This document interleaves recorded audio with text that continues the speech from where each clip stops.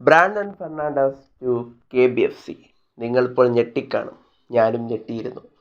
Instagram പേജുകൾ ഇപ്പോൾ Brandon Fernandez Kerala ബ്ലാസ്റ്റേഴ്സിലേക്ക് എത്തുന്നു എന്ന് പറഞ്ഞുകൊണ്ട് ചില ഇൻസ്റ്റഗ്രാം പേജുകളിലൊക്കെ ഇപ്പോൾ ചില വാർത്തകൾ പ്രചരിക്കുന്നുണ്ടായിരുന്നു. നോവ സദോയി ഇന്നലെ കേരള ബ്ലാസ്റ്റേഴ്സുമായി കരാർ ഒപ്പിട്ടു എന്ന വാർത്ത പുറത്തേക്ക് വന്നതാണ്.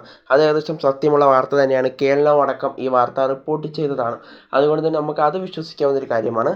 എന്നാൽ ബ്രാൻഡൺ ഫെർണാണ്ടസുമായി വീണ്ടും കേരള ബ്ലാസ്റ്റേഴ്സും അതുപോലെ തന്നെ FC ഗോവയും ലിങ്ക് ചെയ്തുകൊണ്ട് ഇപ്പോൾ ഒരു റൂമറാണ് പ്രചരിക്കുന്നത്.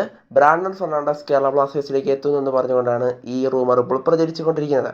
ഇത് പ്രമുഖ മാധ്യമങ്ങളൊന്നും റിപ്പോർട്ട് ചെയ്തിട്ടില്ല. ഇൻസ്റ്റഗ്രാം പേജുകളിൽ നമുക്ക് കാണാൻ സാധിച്ചതാണ് ഈ വാർത്ത. എന്നാൽ ഇത് 100% നടക്കാതിരിക്കാനാണ് സാധ്യതകൾ കാണുന്നത്. കാരണം ISLലെ പണച്ചാക്കുകൾ എന്നറിയപ്പെടുന്ന മുംബൈ സിറ്റി FC ഈ സീസണിൻ്റെ പകുതിയോട് തന്നെ ബ്രാൻഡനെ സ്വന്തമാക്കാനായി ശ്രമങ്ങൾ നടത്തിയിട്ടുണ്ടായിരുന്നു. ഏകദേശം 75% ഈ ചർച്ച ഇപ്പോൾ വിജയകരമാണെന്നാണ് അറിയാനായിട്ട് സാധിക്കുന്നത്. മുംബൈയും അതുപോലെ തന്നെ ബ്രാൻഡൺ ഫെർണാണ്ടസും. അതുകൊണ്ട് തന്നെ കേരള ബ്ലാസ്റ്റേഴ്സിന് ഇദ്ദേഹത്തെ സ്വന്തമാക്കാൻ കഴിയില്ല.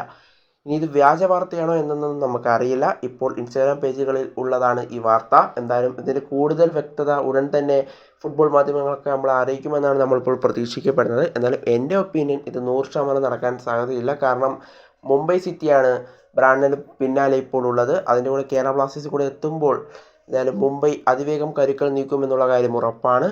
ഇനി നോവ സദോയിയെ ഒഡീഷ സ്വന്തമാക്കുന്നതിൻ്റെ അടുത്ത് വരെ എത്തിയിരുന്നു. അവിടെ നിന്നാണ് കേരള ബ്ലാസ്റ്റേഴ്സ് നോവ സദോയിയെ ഒഡീഷയെ പിന്തള്ളിക്കൊണ്ട് സ്വന്തമാക്കിയത്. ഇനി അങ്ങനെ വല്ല മറിമായവും നടന്നാൽ മാത്രമേ ഇനി ബ്രാൻഡനെ കേരള ബ്ലാസ്റ്റേഴ്സിന് കിട്ടുകയുള്ളൂ. എന്തായാലും മുംബൈ സിറ്റിയിലേക്ക് താരം പോകാനാണ് കൂടുതൽ സാധ്യതകൾ കാണുന്നത്.